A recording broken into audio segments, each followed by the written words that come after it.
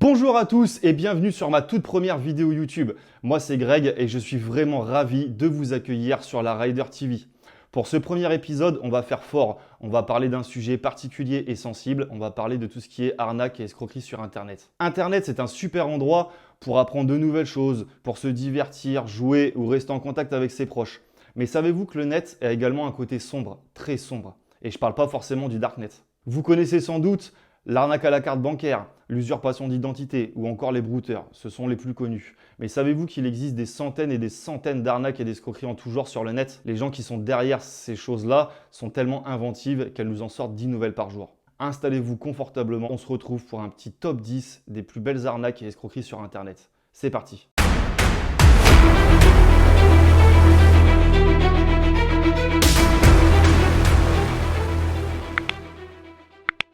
Ce que vous allez voir et entendre n'est pas fait pour vous effrayer, simplement pour vous éduquer et vous informer.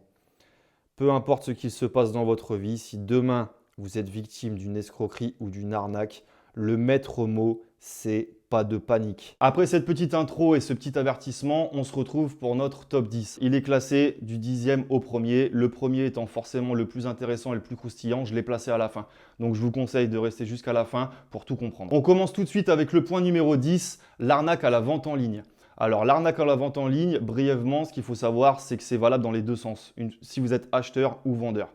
L'arnaque à la vente en ligne, elle est facilement détectable parce que si vous vendez un produit, vous allez très vite, dès la validation de votre annonce sur Le Bon Coin, Facebook Marketplace, etc., recevoir des messages.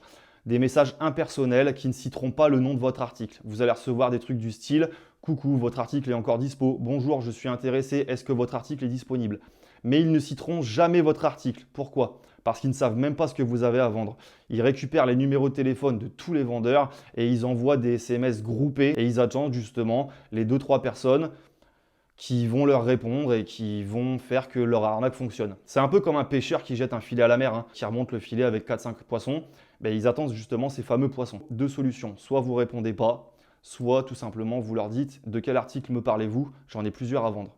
Et là, il y a de grandes chances que la personne disparaisse dans la nature. Deuxième astuce rapide pour détecter une arnaque à la vente en ligne. Vous savez qu'en France, la négociation, c'est un sport national. Sur ce genre de situation, ces gens-là ne négocient pas le prix et vous proposent même plus que ce que vous demandez. Là déjà, ça doit vous sauter à l'œil et vous devez vous dire « Attention, il y a un truc bizarre ». Troisième point et dernier, on fera une vidéo complète justement sur ce sujet. Les gens qui vont vous contacter ont toujours un problème. Ils sont soit en déplacement, soit ils sont blindés de réunion, soit ils sont à l'hôpital, soit ils ont des hémorroïdes ou… Enfin bref, il y a toujours un truc qui fait que ces gens-là ne peuvent pas se déplacer et ils vont vous proposer justement de vous envoyer un livreur, un coursier, un transporteur, enfin bref. Il y a de grandes chances que vous atterrissiez sur une fausse page Mondial Relais, FedEx ou ce genre de choses pour qu'ils récupèrent vos coordonnées, vos identités et tout ça et ils vont vous demander de payer les frais d'expédition. Il va falloir aller au bureau de tabac, acheter une recharge PCS et leur envoyer le coupon PCS correspondant au montant des frais de transport. Alors attention, dès que vous entendez PaySafeCard, PCS, ce genre de truc, carte au bureau de tabac, etc. Vous vous doutez bien que FedEx, Mondial Relais et tous les autres, ils encaissent votre argent directement. Ils n'ont pas besoin de passer par des coupons, donc attention à ça. Dès que vous entendez PCS, arnaque. On enchaîne sur le point numéro 9, l'arnaque au prix cassé ou l'arnaque à la grosse rentabilité. C'est le même principe. C'est une arnaque que vous allez retrouver sur des réseaux comme Snapchat, Instagram, mais en story. Parce que c'est quelque chose qui doit être fait rapidement. Le dernier en date, c'était des PS5. Ils vont acheter une dizaine de PS5 avec des cartes bancaires volées. Ils vont garder les PS5 pour leur usage personnel. Ils vont mettre en place des espèces de concours pour avoir une PS5 à 100, 150 euros. Le procédé, il était simple.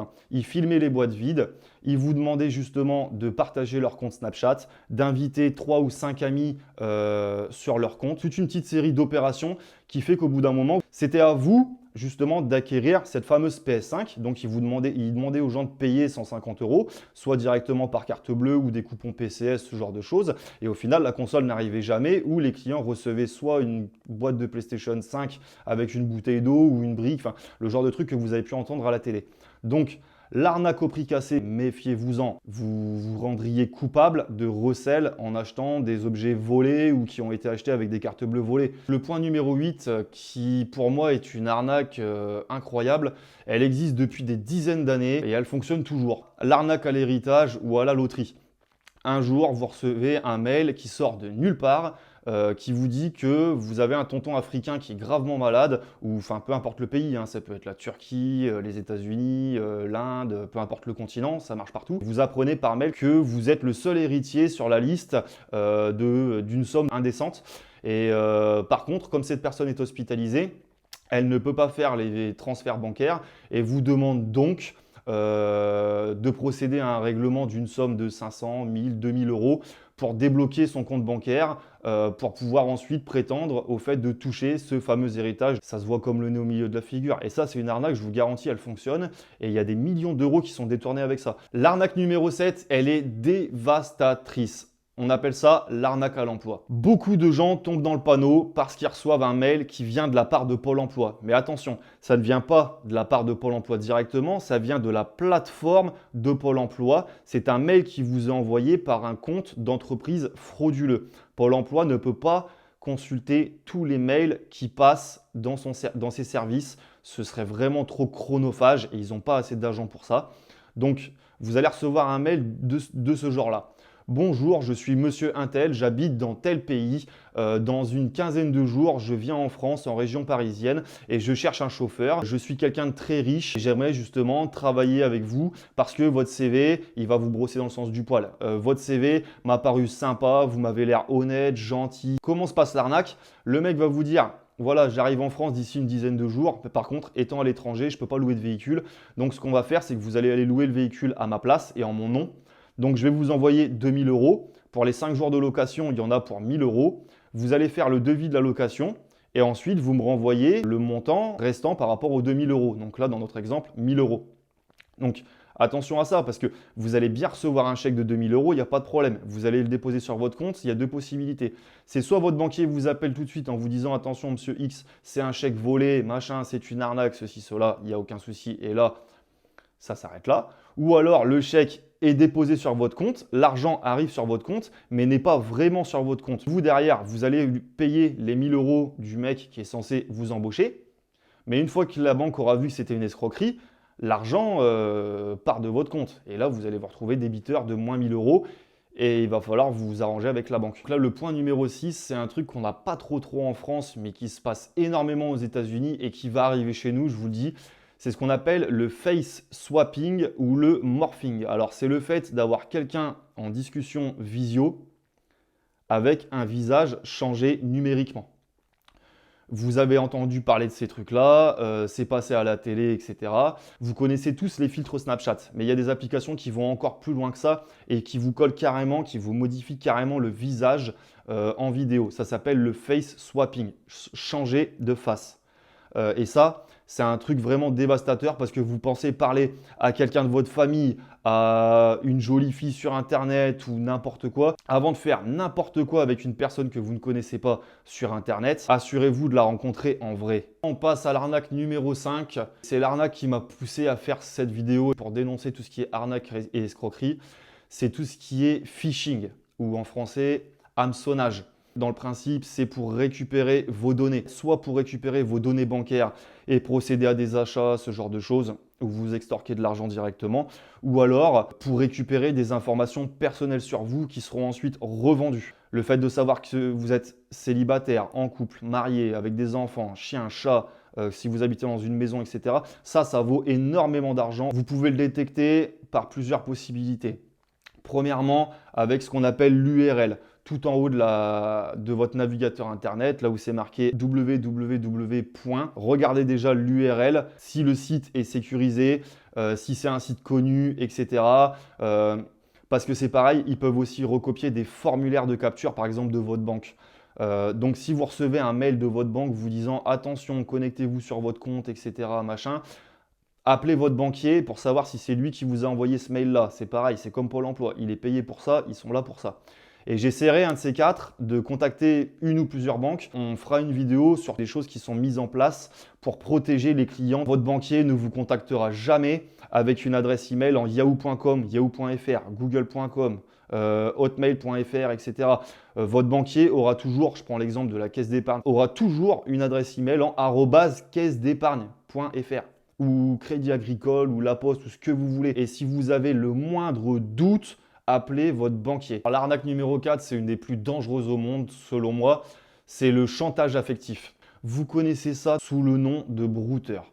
Ce genre de personnes qui vont vous contacter avec un profil d'homme ou de femme vraiment parfait, que vous ne croiserez qu'une seule fois dans votre vie. Ils vont créer une confiance, une relation avec vous dans le but que vous vous attachiez à cette personne.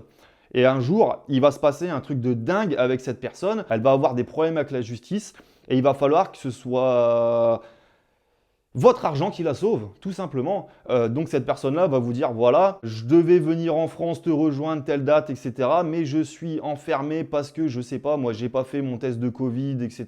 Du coup, ils m'ont mis en prison. Si je veux sortir, il faut payer 2000 €. Je suis seul au monde, il n'y a que toi qui peux m'aider. Est-ce que tu peux payer cette somme-là pour moi? Et je te rembourse quand on se voit, etc.